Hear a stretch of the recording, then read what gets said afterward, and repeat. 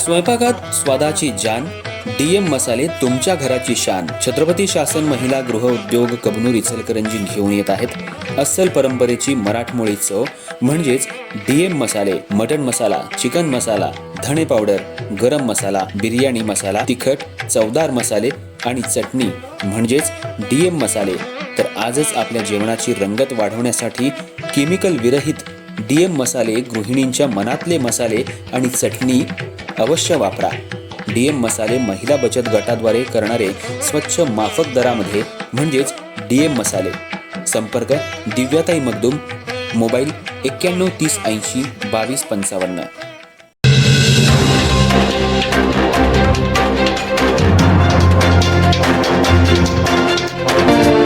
नमस्कार, मी तेजस्विनी मगदूम.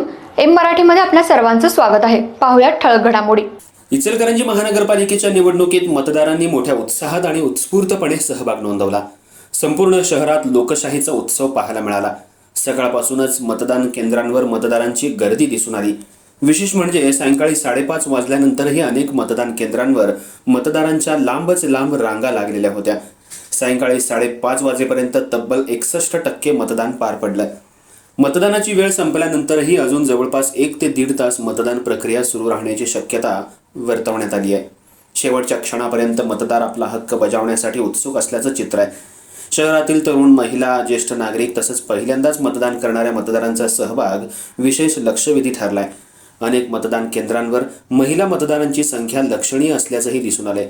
वस्त्रोद्योग नगरी म्हणून ओळख असलेल्या इचलकरंजीत कामगार वर्गानंही मोठ्या प्रमाणात मतदानात सहभाग घेतला.